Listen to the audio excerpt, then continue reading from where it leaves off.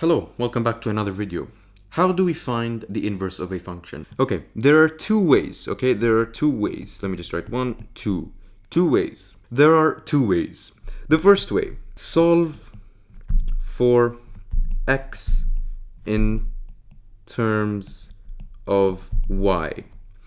Or solve for the variable that represents the inputs in terms of the variable that represents the outputs, because we don't always use x and y. So consider this function here, y is equal to 3x plus 9. Linear function. Now, why do we solve for x in terms of y? Well, to solve for x, we isolate x in terms of y. So we would have an expression with y in the right-hand side, RHS, this right-hand side of the equation.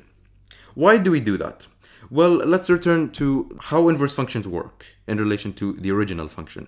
Let's do that by using a mapping diagram. Okay, with the x's and the y's, the inputs and the outputs.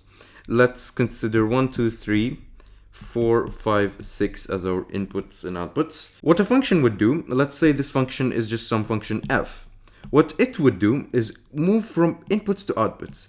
Take in an input and go to the output. But the inverse function does the opposite of that. It goes the other way, from outputs to inputs, from outputs to inputs. It takes in an output and gives us the input, the reverse operation. Let's return to our linear function here. Again, we plug in inputs for x and we would get an output y. But an inverse function would do the opposite of that.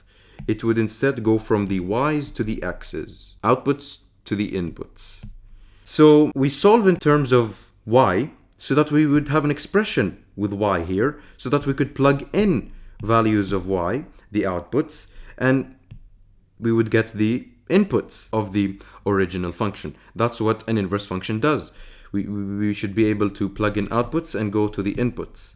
And these outputs that we're plugging into the inverse function are now the inputs to the inverse function. All right, so let's do that. Let's solve for x in our function here. Well, the first thing we could do is subtract 9 from both sides. So we'd have y minus 9 is equal to 3x plus 9 minus 9. The 9's would just cancel out, 0. And the next step is divide both sides by 3. Y minus 9 over 3 is equal to 3x over 3. These would cancel out to give us 1. And we could simplify this side of the equation. So we would get y over 3 minus 3 is equal to x. Great. We have found a function of y so that we are able to plug in values of y and get out the inputs. Basically going from outputs to inputs, which is what an inverse function does. Great. Now, since an inverse function is just another function, just represents another function, the variables don't really matter here. We already know this is indeed an inverse function. So we could just call this a function f inverse, not to the power of -1. This is just notation. This -1 on the top is just referring to f inverse is equal to x over 3 minus 3. Variables don't really matter here because we already know this is indeed a function. It's an inverse function and we write it in this way.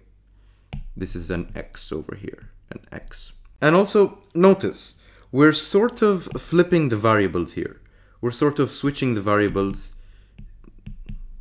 going from, so we started down here with x is equal to this whole function, but now we switched them, and up here we get the switched form. It's sort of like we're switching the variables back to create a new function, which is the inverse function.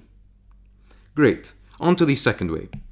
The second way is switch x and y, or whatever variables represent the inputs and outputs, switch their positions in the beginning. Basically, what we would do here is from the beginning, we switch x and y, so we would have 3y plus 9. Again, we just switched them.